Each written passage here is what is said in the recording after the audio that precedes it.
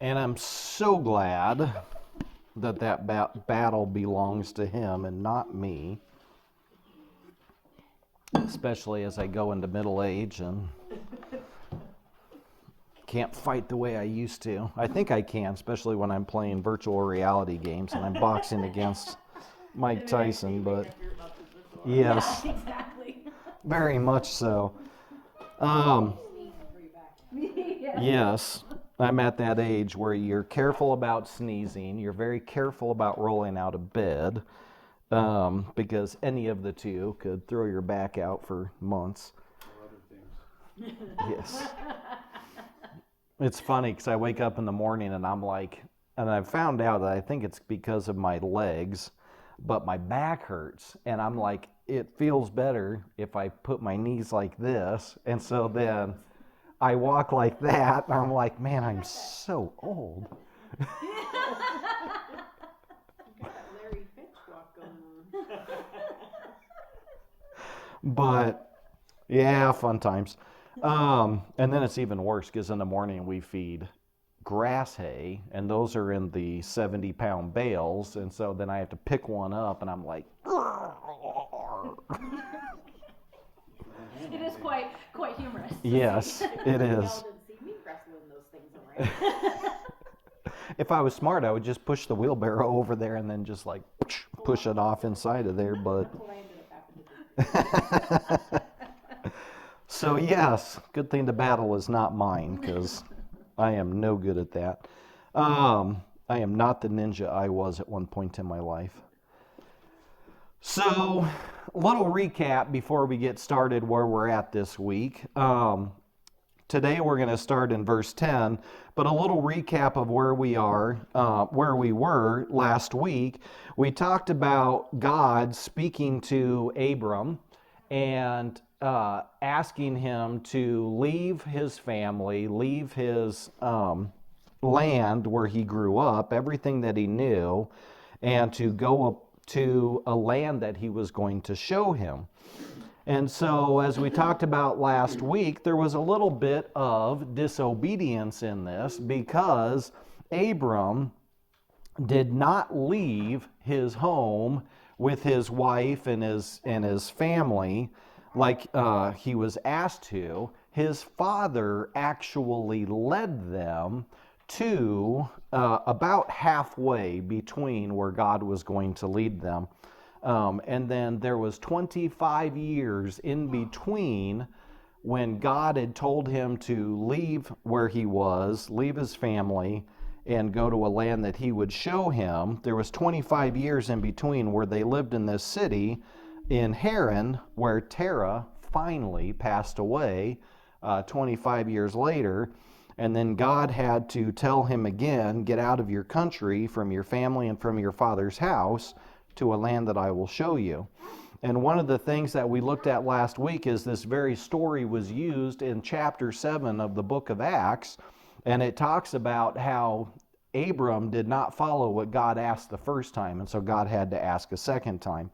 And so this is going to set up where we are today, because as we saw at the end of last week that he finally did leave, he got to this place, and as we talked about last week, he built an altar because God came to him, spoke to him, and said that here is the land that I'm giving to you and all your descendants.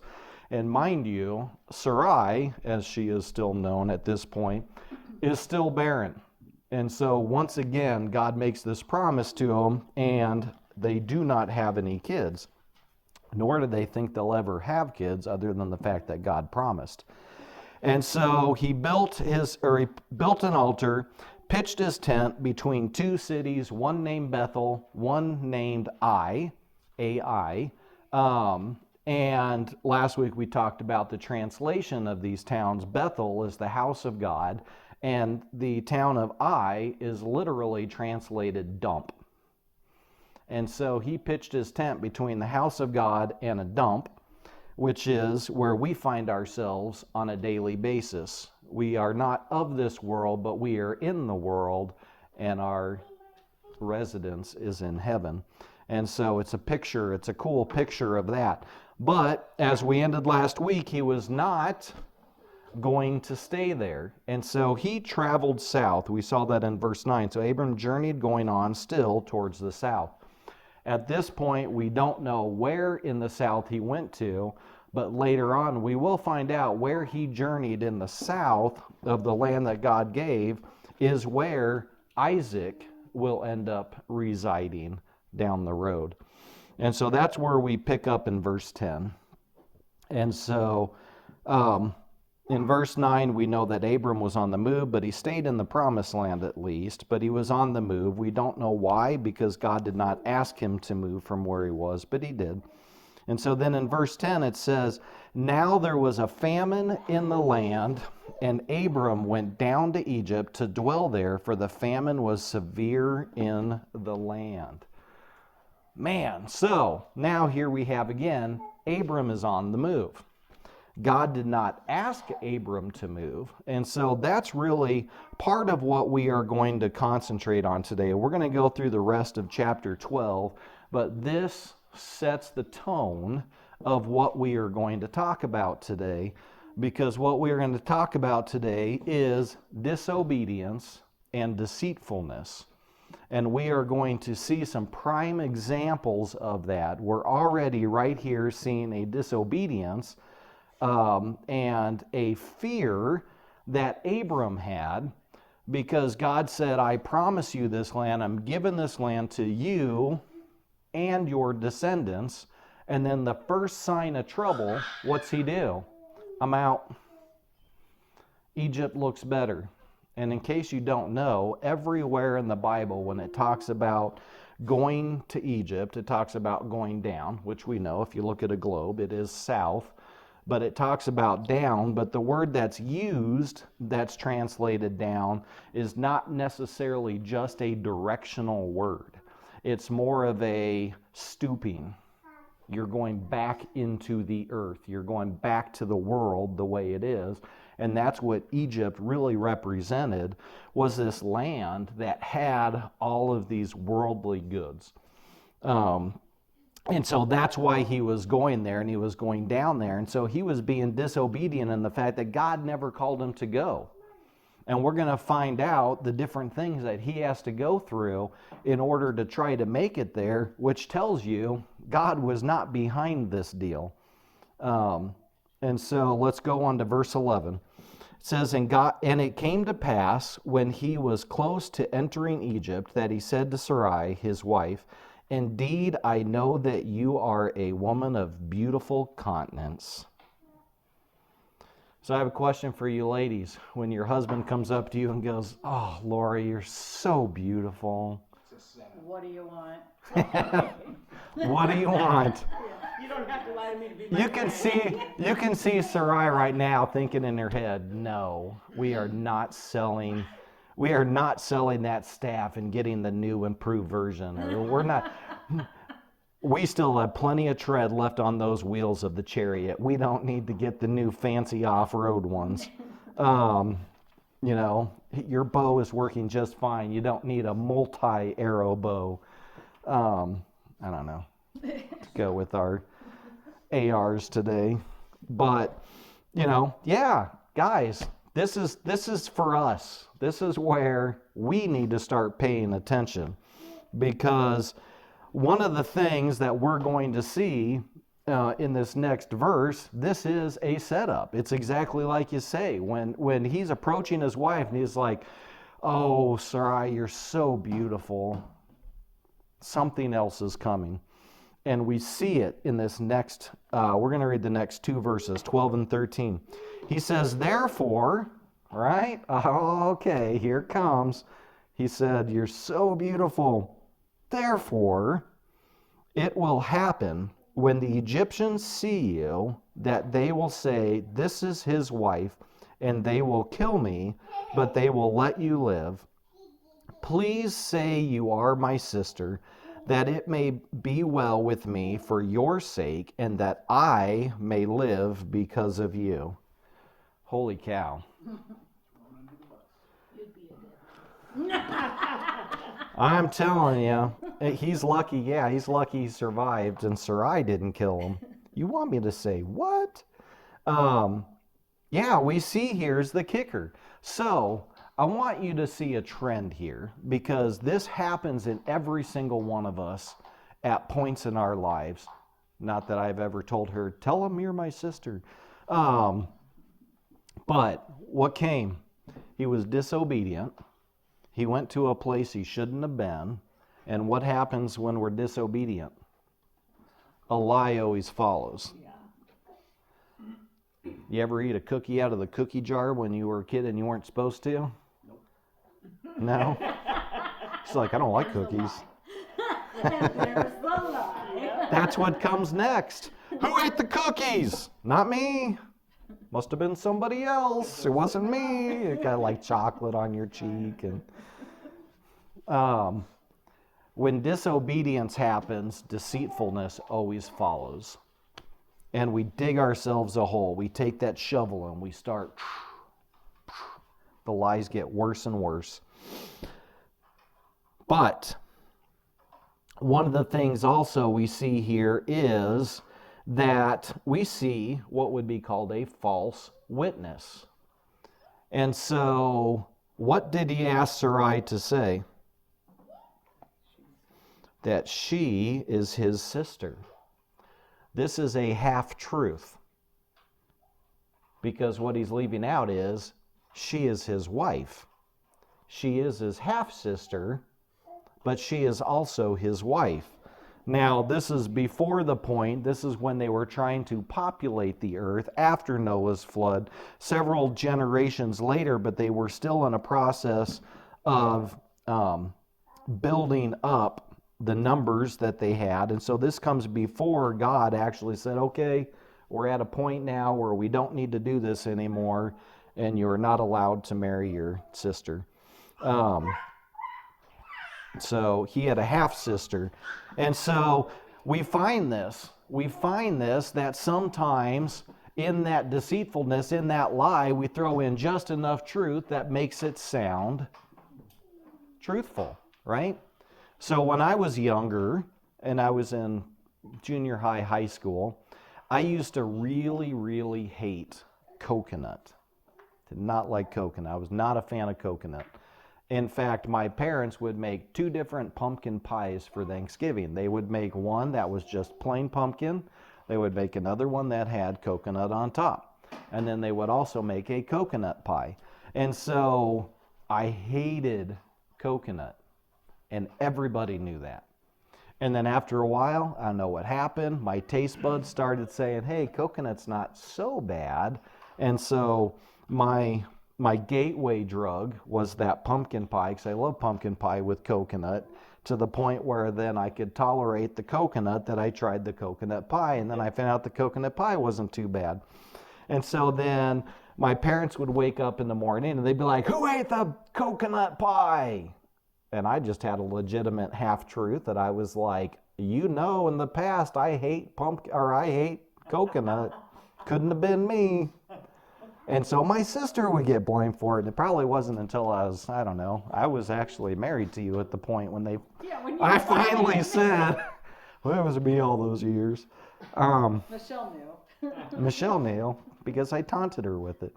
But it was a half-truth. Yeah, I hated coconut at one point in my life, and so it was just enough truth to get away with the disobedience.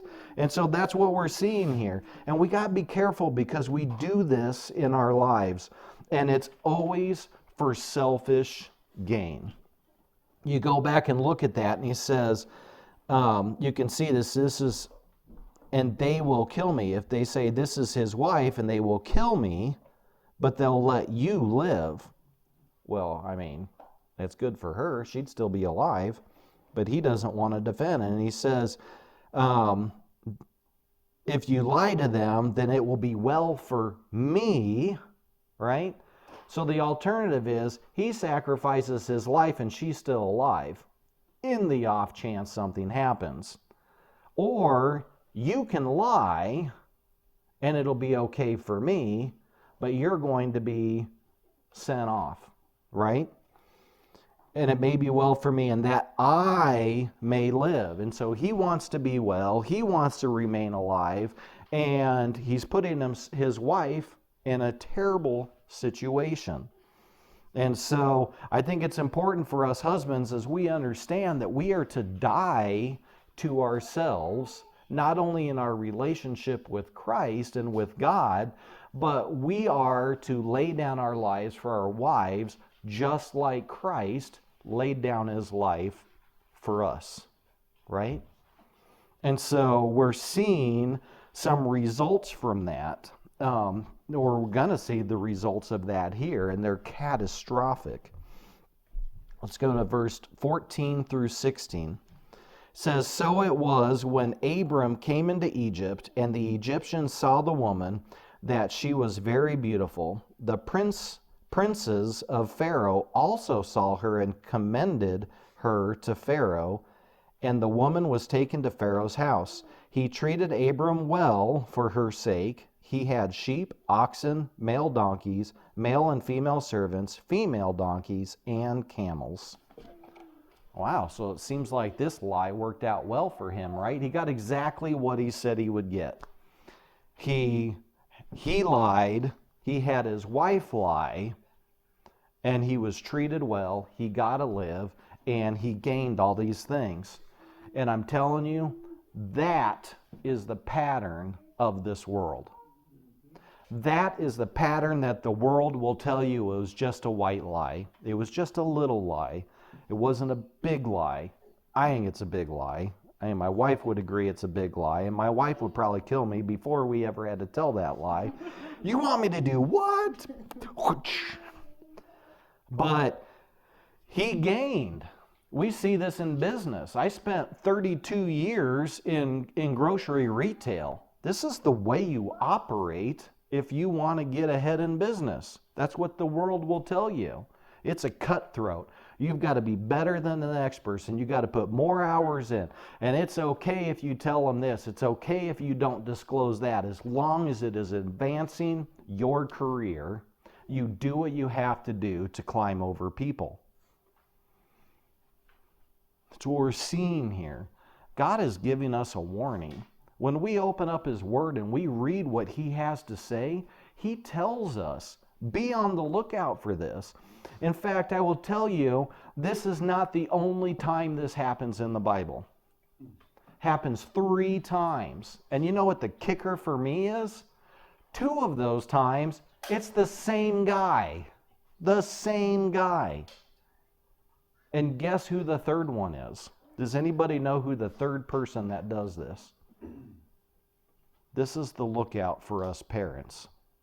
The third time this happens in the Bible, it's Abraham and Sarah's son, Isaac. The sins of the father will follow the sons. We've already seen that when we've gone through and not only talked about Cain and Abel and how Cain, the sins of Cain followed through his genealogy, but also as we've been seeing with the sons of Noah and the things that have gone on in their lives up to this point. We are the ones that have to stop that. We are the ones that have to say, God, I'm repenting of any of the sins that I have done in my life. I'm turning. I want to raise my family the right way. I want to do the right things. And I want that cycle to be broken. Don't want it to go to my son. I don't want it to go to my daughters. I don't want them to go in the same places that I did. And so it appears at this point that he is getting what he knew he would get. But later on we're going to find out one of those things he got is going to be catastrophic, right? If you know the story of Abraham, as he is later known, one of those gifts he got from Pharaoh is going to be the downfall of so many people. And it's a servant. It's one of the female servants that they got is going to create chaos. And so in our lives, we think, hey, that little lie passed through and it's okay, and I got ahead in life. Maybe it'll be okay. You have to know that you've got to turn and run away, because whatever it is that you think you got is going to create chaos, and it's going to create confusion, and it's going to create a canal in between you and God. Let's go to verse 17. It says, "But the Lord plagued Pharaoh and his house with great plagues because of Sarai, Abram's wife." So here's another thing I want to add into this that I haven't talked about yet to this point. But do you see what that says? It says that he plagued Pharaoh not because of Abraham, not for Abram's sake. He did it for Sarai's sake. So here's a fine line, a fence that is walked by so many people in life, that I am just going to be very blunt about this story in particular. And I think we can take what we learn in this story and apply it to our lives. But I'm going to tell you that in this story right here, Sarai never went against her husband in this. It does not say that she complained. It doesn't say that she fought him on it. She did what her husband asked, knowing that God would protect her, and God came through. I will tell us as husbands, how dare you ever put your wife in a situation like that? Ever. We are to die to ourselves. We are to die for our wives. In fact, I shared a video the other day, and it was about ministry, and it was people in ministry, and it was a video about a funeral, and everybody was like, oh, he was always there for me when I was hungry, and then when I was in grieving, they were there for me. And then finally, after all this time, this young man comes up and he says, well, at least now I know where my dad was all those times I needed him. And I was like, wow, what a powerful video. And I think about that right now, because as husbands, our first ministry, I know we always say it's God, family, and then others. But there is an even more detailed to that. There is God, there is your wife or your husband, your spouse, your kids, and then others. Our very, very first ministry is to our spouses. And we know this because God said in the garden, it is not good for man to be alone. And we have spent almost 6,000 years proving that, right? We get into trouble. We do stupid things. It's the reason why our life expectancy isn't as long as women. We stand on tables in the well. Without our wives, it is not good for us to be alone. We do stupid things. But he created a suitable helpmate, someone to stand next to Adam's side, and then so on and so forth for the last 6,000 years, for us to have somebody who will walk by our side and help us through these things. That is the first ministry. Kids came second. Friends, extended family, neighbors, all underneath that. And so remembering that we are not to put our wife in that position as men, but even as women, not putting your husband in a position of either danger or disrespect or in a compromising way. It's just not healthy for a marriage. It's not healthy for us to do what Abram did to his wife here and put them in a compromising situation. But thank the Lord that he takes care of his kids, so that even at times when we make mistakes, we can know that God will be there. If I'm in a compromising position, God will be there for me. If I put my wife in a compromising position, God will be there for her. 18 through 20, and it said, then, and Pharaoh called Abram and said, what is this you have done to me? Why did you not tell me that she was your wife? Why did you say, she is my sister? I might have taken her as my wife. Now therefore, here is your wife. Take her and go your way. So Pharaoh commanded his men concerning him, and they sent him away with his wife and all that he had. And so rightfully so, God protects his daughter, right? God protects his daughter, and then Pharaoh's like, what in the world did you do to me? What did you do to me that I had to have these plagues? You told me she was your sister. The only thing that saves him in this situation is the fact that God plagued Pharaoh. And so Pharaoh was like, I am not about to kill this guy, even though I want to, because I know that his God is powerful. But I can just imagine him going, man, if I ever get my hands on that guy, I'm going to, guys, go and get him for me. He had to be fit to be tied. But he didn't. And he let him go. And it says he let him go with everything that he had, which means all of the stuff that he was given so that his sister could be a part of his harem, he got to walk away with. And so we see the end of this chapter, before this story continues, that it still appears that Abram got the better of the side of the stick. But we know he doesn't, and we know it's coming, and we know that that's how it works in our lives. It is not right for us to break the integrity that we have as followers of Christ to gain something in the world. It will backfire on you every single time.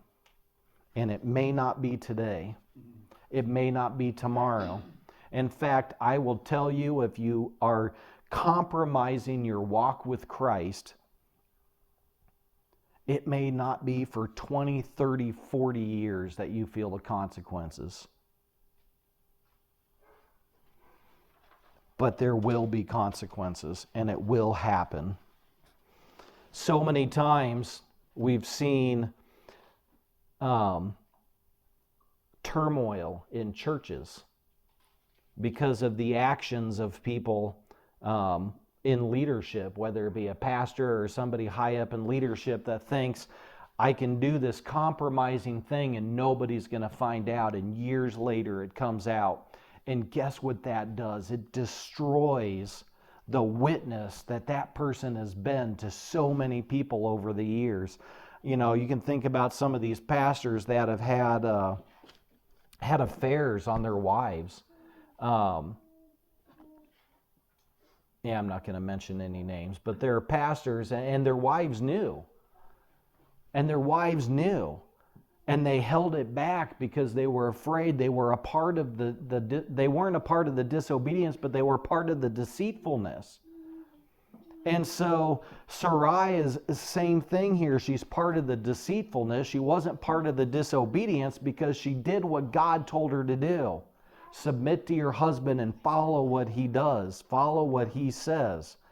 But she was part of the deceitfulness inside of that, in continuing to walk down that path. And it's a tough thing because when it comes out, think about the thousands of people who accepted Christ because of these pastors.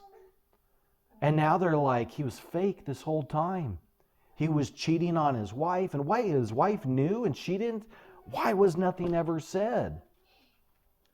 Can I trust anything that they taught me? There's a reason why Paul talks about, when he talks about Timothy, about living above reproach. Living above reproach isn't living a life of just integrity, but living a life so open and so clear that there isn't even a chance that somebody could accuse you of doing something. That's how we're supposed to live.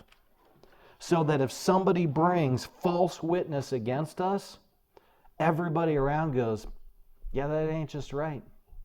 I don't believe that for a second, because I know everything about that person. I've seen how that person operates, and they would never do that. They never have done that, living above reproach. And Abram didn't do that. He had an opportunity to stand up, and as we see in this story, God took care of Sarai. I have no doubt that had he gone down there and God had called him down there, he would have known that God's got my back. But since he was disobedient, he went there without God calling him, there was a fear that was inside of him, and that fear was of dying. You know, the other day I was in a class and they were talking about fear and how many times fear, don't be afraid, is mentioned in the Bible, and there's one for every day, 365 times. So in case you need that every day of your life, there is a verse that you can have for every single day of the year that tells you, do not be afraid. And that's one of the things that I see here. Abram was living in fear. And in this class, we were talking about fear, and I never got the chance to bring it up because I believe either God was making me bite my tongue, or maybe it was Satan. It was like trying to keep me from saying it, and stuff kept going on in the classroom. But one of the things, do you know what the opposite of fear is? The opposite of fear is trust. It's not courage, because you can be fearful and still be courageous. But if you trust wholly, you cannot be afraid. And so Abram had a trust issue. He had a trust issue that God would take care of him. And so we need to trust that God has our back. He created us. When we are walking in what He has called us, we don't have to fear anything. We don't have to fear the mouth of a lion. We don't have to fear the tips of the flames. We don't have to fear the sheer numbers of the enemy, because we know God goes before us. And so all we have to do is trust in Him. And as this unfolds, we're going to see not only does he not trust in God here, but again, like 8 chapters, in chapter 20, we're going to see the same thing in the promised land to a king that he is not going to trust again. And we're going to see that several chapters later. And in chapter 26, we're going to see that his very son does the same thing that he did. So to wrap this up today, God's ask for us is this: husbands, lead your families well. We see what happens when it doesn't.